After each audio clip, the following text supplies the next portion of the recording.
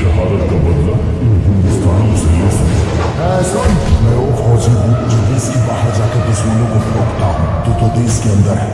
अब फिर surgical strike start हो चुका है।